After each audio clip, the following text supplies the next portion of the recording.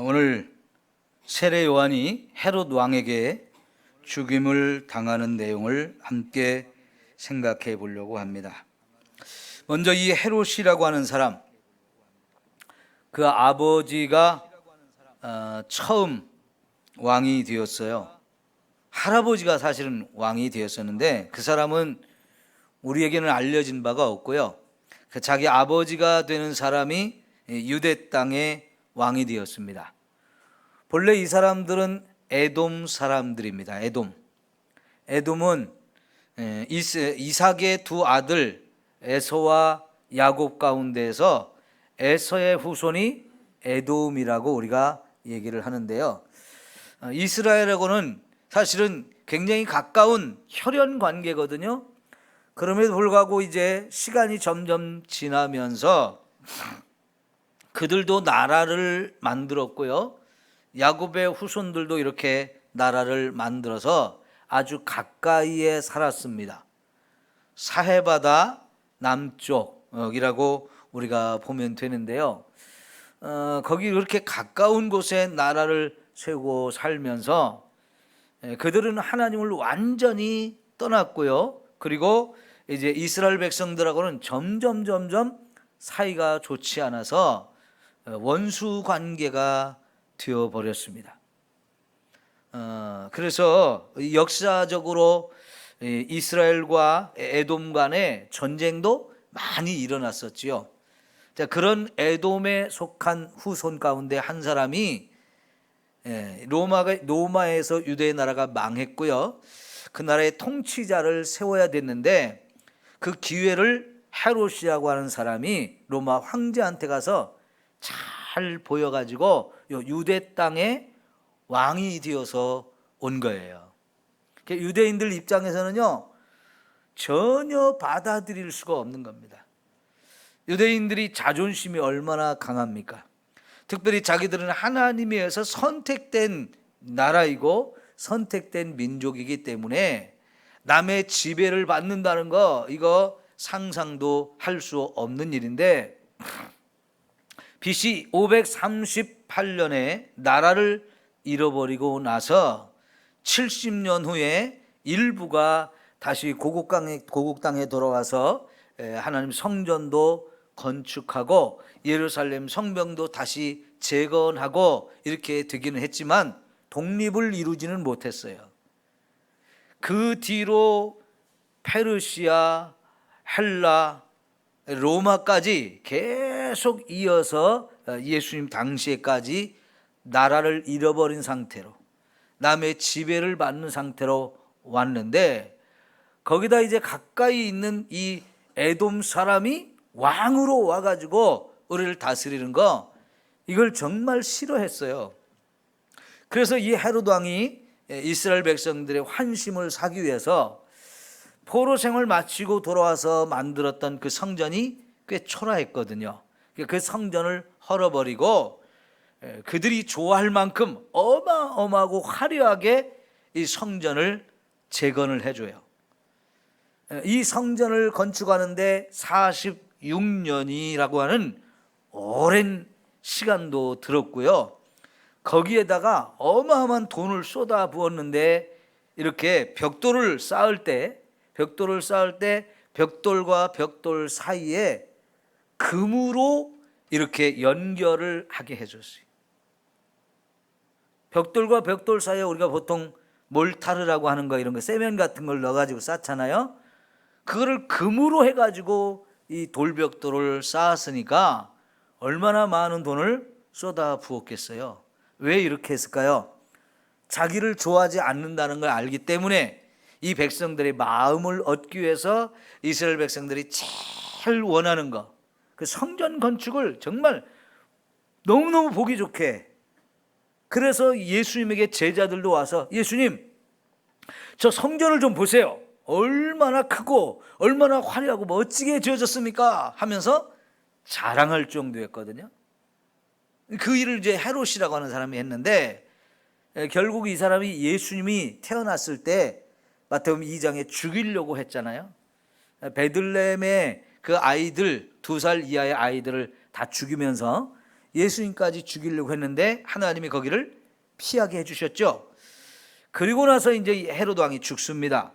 그리고 그가 다스리던 나라를 세 명의 아들한테 이렇게 나누어 주게 되는데, 왜 그러냐면 이 헤롯 왕이 워낙 못된 짓도 많이 했어요.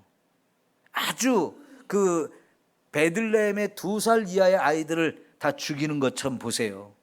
얼마나 잔인하고 이 못된 짓을 많이 했느냐면 자기 가족도 많이 죽였어요.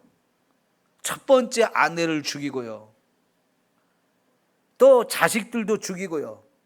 왜냐하면 자기 왕권을 위협한다고 생각했기 때문에 조금이라도 눈에 거슬리고 뭔가 이상하다 싶으면 가차없이 죽이는 일들을 많이 했거든요. 그러니까 내 가족도 죽이는데 뭐 백성들 죽이는 거는 너무너무 눈 하나 깜짝 않고 이렇게 했죠. 그러다 보니까 이제 죽임을 당했고요.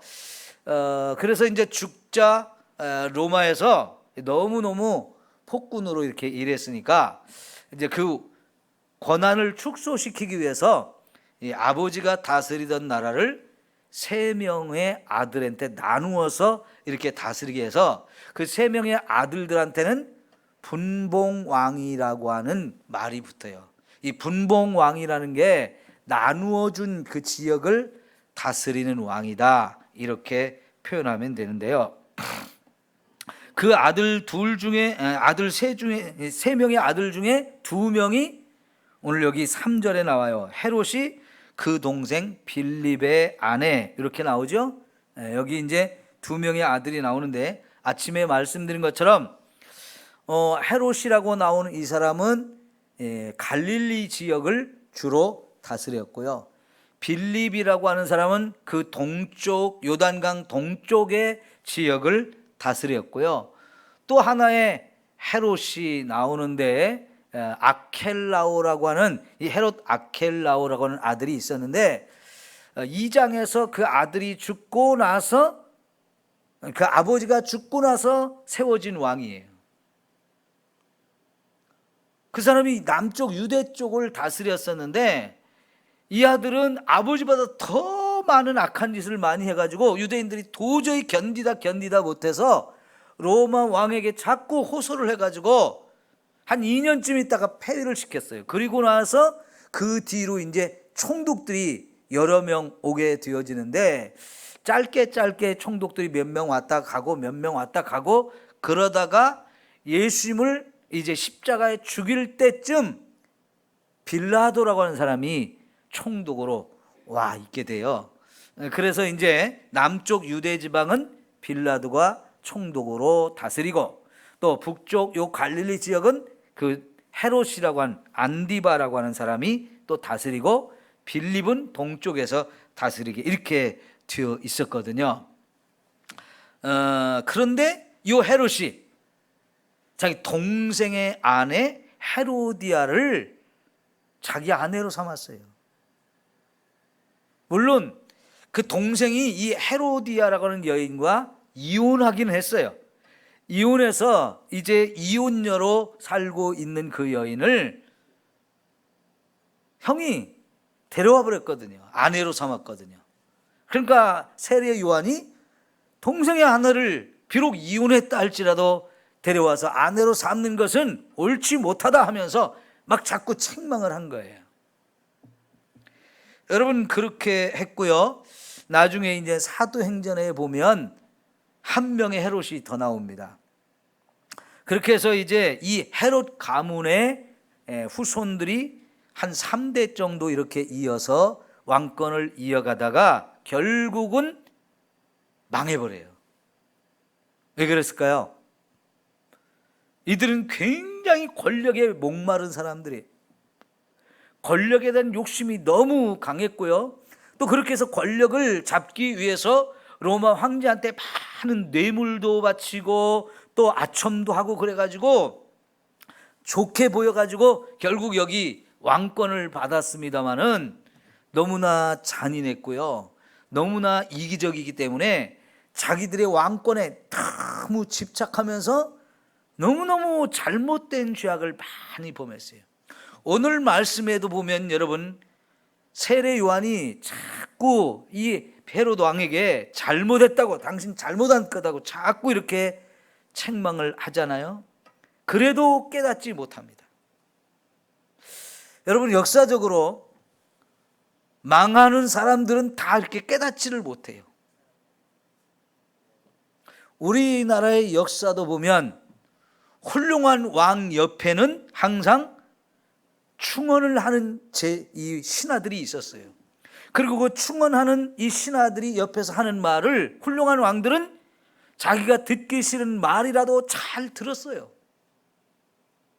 그래서 우리 조선시대에 이 왕정제도를 처음 만들 때부터 여러분 세 개의 중요한 직책을 만들었는데요.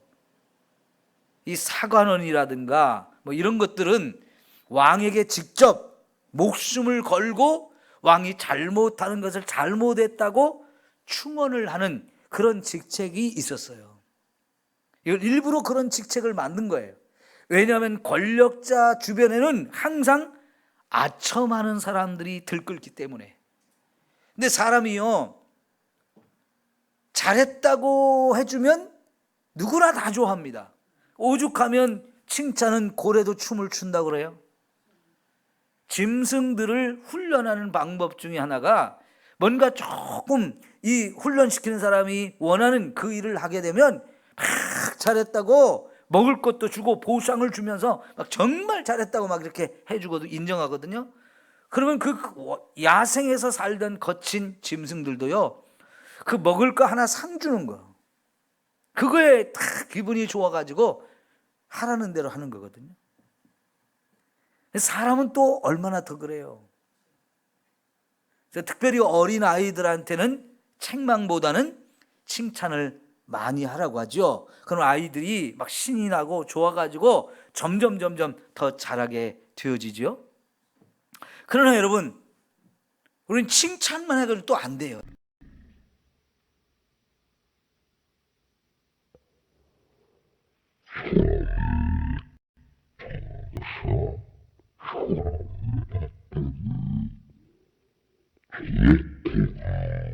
말해주고 때로는 그것을 고치지 않으면 뭔가 따끔하게 혼돈해주는 이런 것이 필요하죠.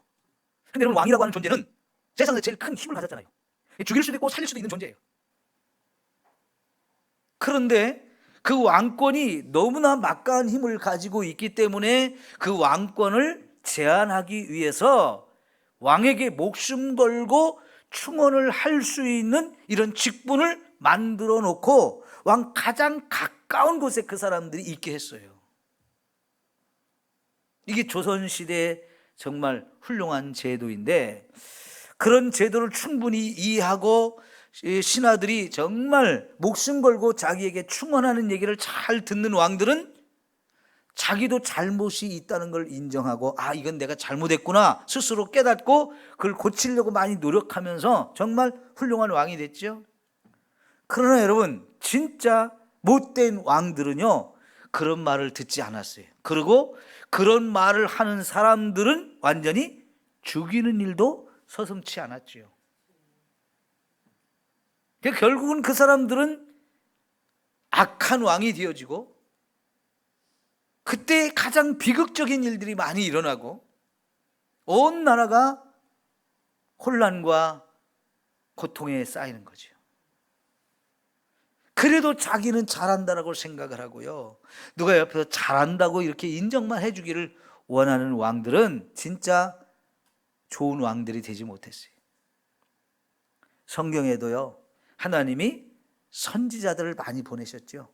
근데 그 선지자들이 대부분 어느 때에 세워졌을까요? 좋을 때 선지자들이 있었을까요? 아니면 힘들 때 선지자가 더 많았을까요? 하나님은 힘들 때 선지자를 더 많이 보내주셨어요. 근데 그 힘든 이유가 뭐냐면, 지도자가 잘못하면 온 백성이 그리고 나라가 다 전체적으로 힘이 드는 거죠. 그럴 때 하나님이 선지자들을 보내서 그 선지자가 하나님이 주신 말씀을 받아서 하나님 말씀 그대로를 선포하는데 책망하는 게 많았어요. 잘못하고 있기 때문에 그걸 책망해서 바로잡게 하려고 하나님이 선지자들을 보내십니다. 그런데 여러분, 선지자들이 와서 책망만 하지는 않아요. 우리가 이제 선지자들을 잘 읽어보면 책망하는 말만 있는 게 아니고요, 거기에 반드시 모든 선지서는 끝에 보면 지금은 너희가 이렇게 잘못해서 하나님이 심판하실 수 있지만 하나님은 너희를 심판하고 끝내는 게 목적이 아니고 너희를 위해서 항상 좋은 계획을 가지고 있다. 그 좋은 계획이 지금 너희가 상상할 수 없을 만큼 너무너무 좋은 계획이다 하는 걸 항상 얘기하고요. 그래서 항상 미래에 대한 소망을 갖게 해줘요. 이게 선지자들의 모든 내용입니다. 자, 그래서 그 당시에 사람들이 백성이 됐든 왕과 지도자가 됐든 누가 됐든 이 선지자들의 말을 잘 들으면 그들은 하나님께서 앞길을 활짝 열어주시고 어마어마한 축복을 주실 수 있지만 결국은 그런 선지자들의 말을 듣지 않다가 결국은 많은 사람들이 패망의 길로 갔어요. 그리고 그런 왕들이 다스릴 때 선지자들은 목숨을 걸고 하나님 주신 말씀을 선포하다가 죽임을 당한 사람도 많잖아요. 그런데 세례 요한이 지금 그 상황이 되어진 거예요. 악한 사람에게 왜 이렇게 악한 짓을 하냐고. 그건 분명히 잘못된 건데 그 일을 하다가는 하나님의 무서운 심판을 받는다는 얘기를 하는데 이게 안 듣거든요. 대표적으로 여러분, 애굽의 바로 왕 어땠습니까? 하나님께서 이스라엘 백성들을 해방시키는 게 하나님의 계획이고 뜻이에요. 그 뜻을 가르쳐주며 이 해방시켜라. 그런데 안 하겠다는 거예요. 하나님이 누군데? 하면서 하나님을 무시하면서요, 나보다 더 세? 이렇게 교만해져 가지고요 하나님 말씀 거부합니다. 그래서 하나님 모세를 통해서 10가지 재앙을 거기에 내리는데 하나씩 하나씩 내리잖아요. 한꺼번에 막 다 내리는 게 아니고. 왜 하나씩 하나씩 하는 겁니까? 그걸 통해서 깨닫고 돌이킬 수 있는 기회를 주고자 하는 거예요. 그러니까 여러분, 사실 그 하나의 재앙이 내렸을 때 감당할 수가 없었어요. 너무나 어마어마한 시련이 자기들에게 왔어요. 그래가지고 알았다고, 내가 하나님 말씀 듣겠다고, 그리고 이 재앙을 좀 치워달라고 항복하는 거죠. 그런데 그 재앙을 하나님이 걷어주시고 나면 또다시 완악해져 가지고, 그죠? 또 거역하고 또 거역하고, 그걸 10번이나 반복하다가 결국은 10번째는요 망해버려요. 아들이 죽고 온 백성들의 자녀들도 다 큰아들이 죽고 더 이상 버틸 길이 없으니까 항복하고 내보내줬는데, 내보내서 저만큼 간 다음에 또 마음이 바뀌어가지고 얘들 또 잡아오자 또 쫓아왔다가 결국은 홍해바다에서 완전히 다 몰살을 당하죠. 이걸 보면서요 정말 깨닫지 못하는 인생이 어떻게 되어지는지를 우리가 확실히 알 수 있어요.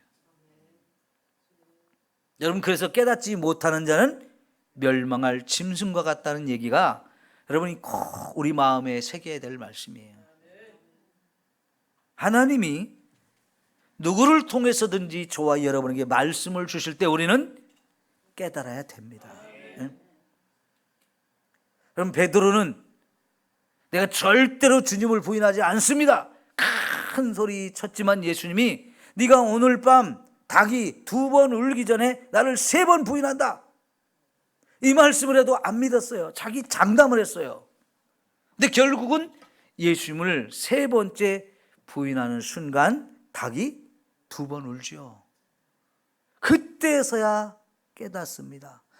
예수님이 그래서 이 말씀을 하셨구나. 그러고는 밖으로 뛰어나가서 통곡합니다. 결국 베드로에게는요 이 닭울음 소리가 베드로의 양심을 깨우는 소리가 됐고요, 그로 하여금 깨닫게 하는 말씀이 되었어요.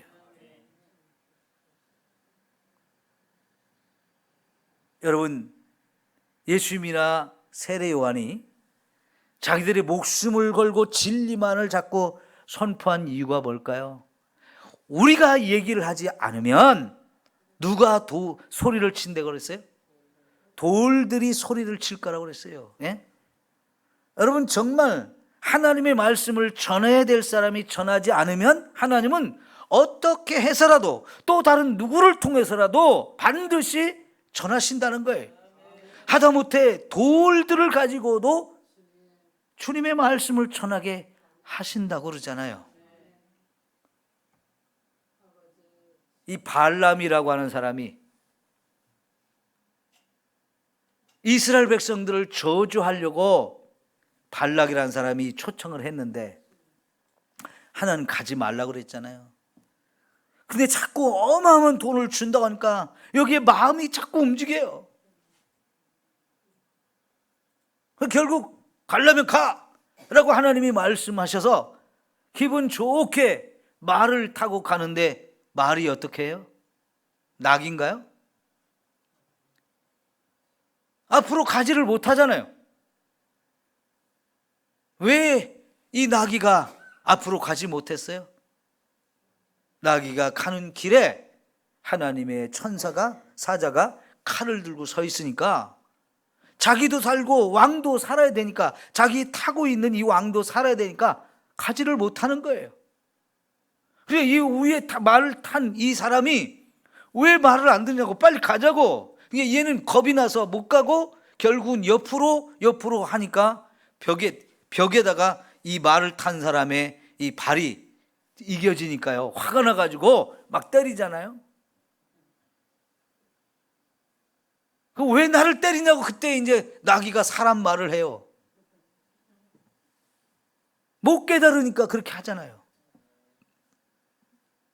사람 말을 할 줄 모르는 나귀의 입을 열어서라도 하나님 말씀을 하시잖아요. 그러니까 여러분, 하나님 말씀을 전할 때는 우리가 들어야 되는 거죠. 들어야 사는 거예요. 그런데 이 헤롯 왕은 한편으로는 이 헤롯이, 이 세례 요한이 자기의 잘못을 얘기하는 게 듣기 싫어가지고 화도 나고 그래서 옥에 가두기는 했는데요, 이거 죽이고 싶은 마음도 있는데요, 죽이지를 못해요. 왜? 이 사람이 선지자라는 것 때문에. 선지자 함부로 죽였다가 자기도 더 큰 벌을 받을까 봐 죽이지를 못해요. 백성들이 또 워낙 존경하니까요. 이 선지자 함부로 죽였다가 백성들이 막 들고 일어나면 그것도 골치 아프니까 두려워하는 마음, 주저하는 마음이 있으면서도 또 이렇게 좋은 소리, 바른 소리 하는 게 듣기 싫어가지고 화도 나고 막 분노가 일어나서 옥에 가둬놨어요. 그런데 이 같이 살게 된 헤로디아라고 하는 이 여인도 보통 여자가 아니에요. 그 말하는 게 이 여자도 듣기 싫은 거예요, 세례 요한이. 그러다가 헤롯의 생일이 돼가지고 많은 사람을 초청해서 잔치를 벌였는데, 이 잔치의 자리에서 그 헤로디아의 딸, 몇 살 먹었는지는 잘 모르겠어요.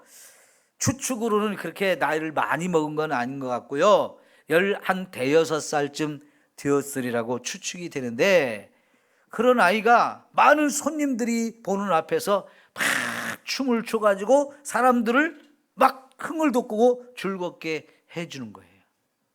여러분, 잔치를 벌이고 있는 가운데서 춤을 춘다, 그래서 사람들을 막 즐겁게 해준다.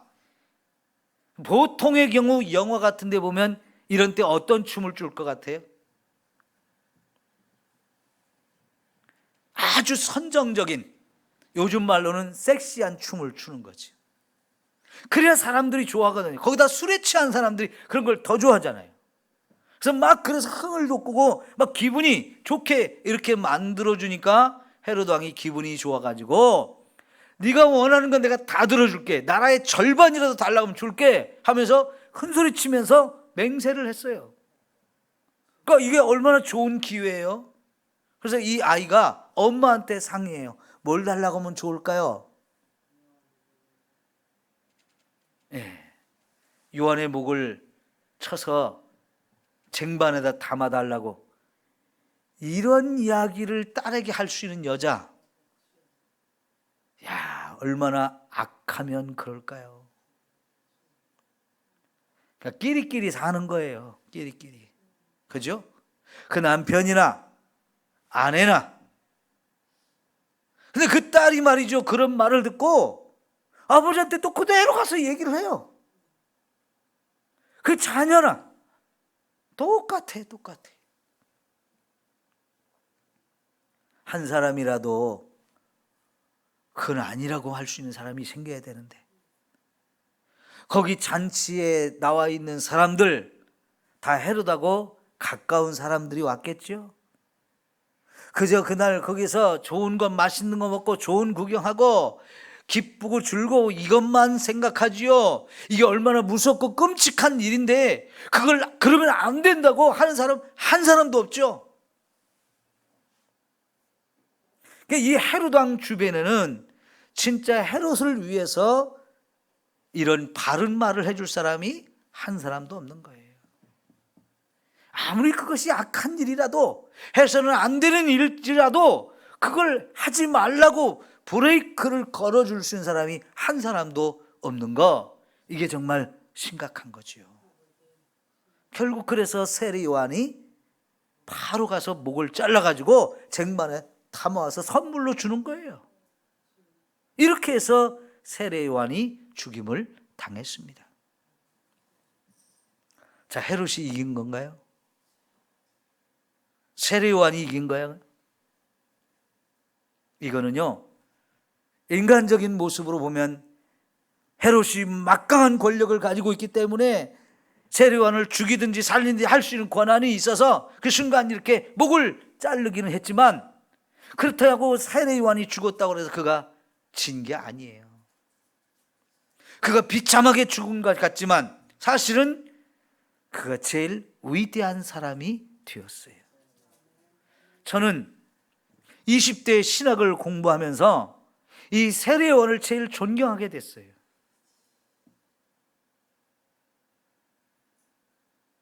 제가 왜 세례 요한을 존경했느냐?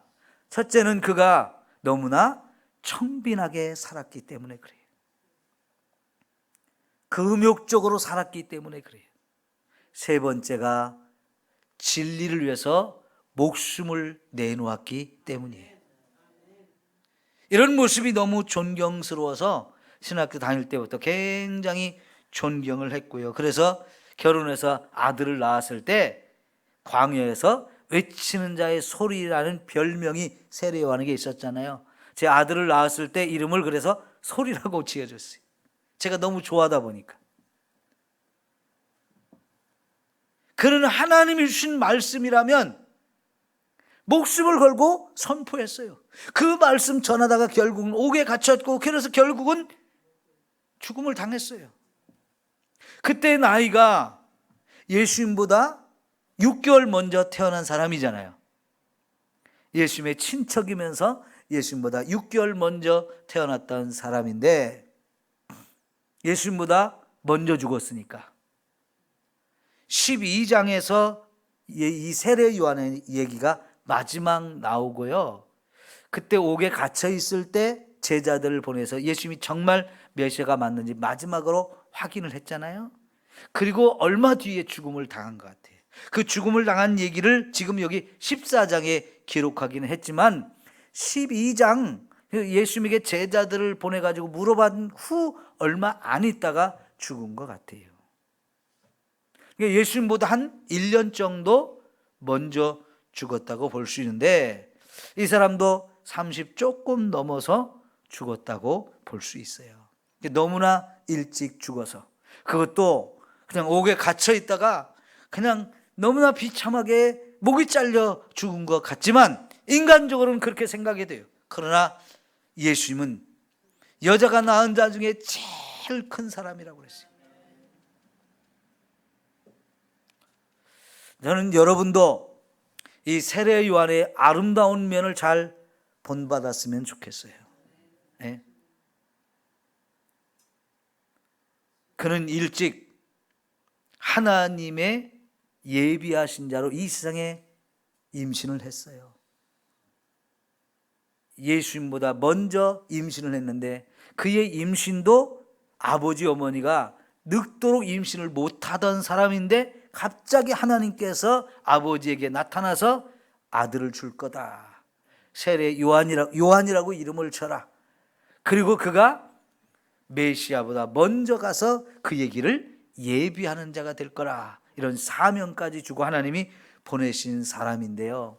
그가 제사장의 가문에서 태어났기 때문에 제사장으로 살 수 있는 사람이에요. 그런데 세례 요한은 제사장의 직분을 받지 않고요, 광야로 나가서 금욕적인 삶을 살았어요. 왜 금욕적인 삶을 살았느냐? 하나님께만 집중하는 삶이에요. 세상에 있는 것들, 부귀영화 이런 거 다 내려놓고요, 정말 광야로 가서 오직 하나님만을 소망으로 삼고 하나님께만 집중하면서 기도하고 말씀 공부하면서 정말 아주 세상 욕심 다 내려놓고 금욕적인 삶을 살았어요. 그가 제사장이 되었으면요, 그 당시 제사장들 어마어마한 부귀영화를 누렸어요. 그런 걸 다 포기한 거예요. 왜요? 하나님이 자기에게 주신 사명이 있었기 때문에 이 사명을 해서 잘 준비하느라고 그렇게 광야로 가서 동굴 속에 살면서, 사막에서 동굴 속에 살면서 거기서 하나님께 기도하고 말씀 공부하고 그러면서 때를 기다렸던 거예요. 그러다가 때가 되어지니까 이제 사막에서 나와가지고 사람들에게 하나님의 말씀을 선포하는데 회개하라는 거였잖아요. 하나님 나라가 가까이 왔다. 내 뒤에 이제 하나님 보내신 메시아, 그분이 온다 하면서 그 메시아를 준비하기 위해서, 맞아들이기 위해서는 너희가 지금까지 죄 가운데 살았던 것 다 버리고 회개하고 그분을 맞이할 준비를 해야 진짜 하나님 나라 들어간다. 이 메시지를 전했거든요. 얼마나 정말 대단한 사람이에요. 그리고 그런 이 세례 요한의 말을 많은 사람들이 듣고 그한테 와서 물 세례를 받을 때 인기가 하늘같이 높아졌어요. 마치 그가 메시아인 것처럼 사람들이 생각할 정도였어요. 그럼에도 불구하고 그는 나는 메시아가 아니다. 내 뒤에 오시는 분이 있는데 그분이 메시아고 나는 그분 앞에 있으면 엎드려서 그의 신발끈을 묶을 자격도 없는 사람이라면서 얼마나 겸손하고 자기를 낮춥니까? 그러면서도 계속 낙타 털옷 하나 입고요, 예? 그냥 메뚜기와 석청 이런 것들을 먹으면서 아주 청빈한 삶을 살았어요. 근데 여러분, 우리가 세상 살아보지만 청빈하게 산다는 게 결코 쉽지 않잖아요. 세상 살면서 이것저것 갖고 싶은 것도 많고요, 하고 싶은 것도 많고 누리고 싶은 것도 많아서 우리가 할 수만 있으면 더 많이 가지려고 그런 마음으로 살아요. 그런데 그런 욕심들을 내려놓고 청빈하게 산다는 것은 정말로 힘든 겁니다. 사실 목사님들도 이렇게 청빈하게 사는 게 바른 건데, 목사님들 가운데도 물질에 대한 욕심들을 버리지 못한 분들이 사실은 많이 있지 않습니까? 권력에 대한 욕심을 가진 분도 많지 않습니까? 우리가 신학대학에 가서 공부할 때 가장 많이 듣는 것 중에 하나가, 목사는 세 가지를 항상 조심해야 된다는 말을 끊임없이 들어요. 하나는 명예에 대한 욕심, 하나는 물질에 대한 욕심, 하나는 여자에 대한 욕심. 이거를 버려야 된다는 얘기 끊임없이 듣거든요. 왜요? 훈련받는 시간들이기 때문에. 그런 얘기를 수도 없이 듣고 목사가 되어서 목회를 하는데요, 사실은 명예를 좋아하시는 분도 참 많고요, 물질 좋아하시는 분들도 참 많아요. 근데 이 목사로서 이렇게 청빈하게 산다는 거 쉬운 일이 아니거든요. 근데 세례 요한은 정말 죽을 때까지 그렇게 살았어요. 그래서 제가 이런 부분들을 굉장히 존경하고 나도 좀 그렇게 따라가 보려고 하는데, 저도 어느새 보면 세례 요한하고는 한참 멀어진 삶을 많이 살고 있어요.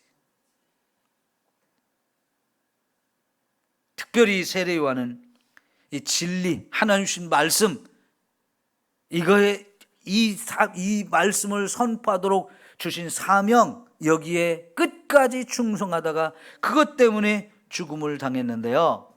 그래서 예수님이 정말 여자가 낳은 자 중에 제일 큰 사람이라고 이렇게 칭찬하고 인정해 주셨어요. 저는 이 부분이 좋은 거예요. 예수님이 인정받는다는 거.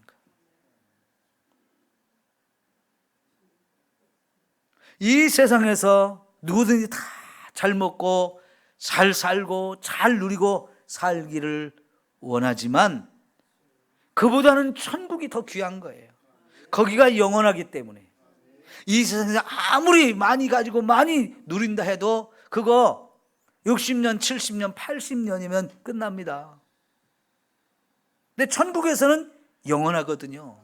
거기서 영원히 하나님 주신 영생 복락을 누리며 사는 것이 더 귀하고 아름다운 것이기 때문에 예수님은 제자들을 부를 때도 나를 따르라 했는데 그 제자들이 배와 금을 다 버리고 따라갔고요. 세관에 앉아있던 사람이 예수님의 부름을 받으니까 정말 돈만 따라가던 사람이 하루아침에 그거 다 내려놓고 예수님 따라갔어요. 그랬을 때 예수님 뭐라고 약속했어요?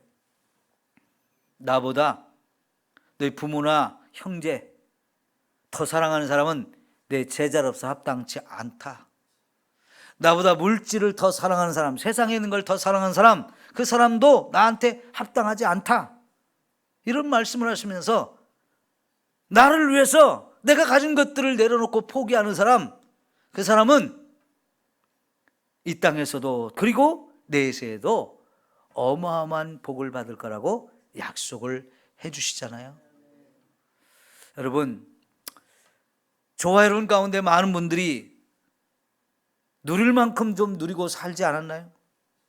남들만큼 부유하거나 많이 누린 건 없어도 그래서 이만큼 살았으면 됐지, 그럴 만한 건 많이 있잖아요. 근데 죽을 때까지 이 욕심을 내려놓지 못하면 그건 추해져요. 여러분, 우리는 날마다 내 자신의 욕심을 버리는 훈련을 해야 합니다. 나를 더 겸손하게 낮추는 훈련을 해야 합니다. 그리고 마지막까지 저와 여러분이 붙들어야 할 것은 진리의 말씀이고요. 하나님이 우리에게 맡겨준 사명은 절대로 포기해서는 안 돼요. 그것을 위해서 우리의 모든 것을 내려놓을 수 있는 이 삶을 살 때 정말 주님이 인정하시고 축복하시는 그런 인생이 되어져서 천국에서 최고의 은혜와 복을 누리게 되어질 줄 믿습니다. 우리의 보물을 하늘에 쌓아두라고 하시잖아요. 그래야 내 소망도 내 믿음도 내 마음도 자꾸 천국으로 향하니까요. 거기 가서 주와 함께 영원히 사는 거, 거기서 주님의 인정을 받으며 거기서 주님의 상급을 받고 사는 것이 최고의 은혜이고 축복인 거지요. 이 땅에서 조금 못 누려도 괜찮아요. 그러면 주님 나라에 가서 더 많은 걸 누리게 하신다고 하니까요. 우리 이 세례 요한에게서 여러분 많은 교훈을 받고 또 세례 요한으로서 많은 것을 본받을 수 있는 저와 여러분이 되기를 소망합니다. 기도합시다.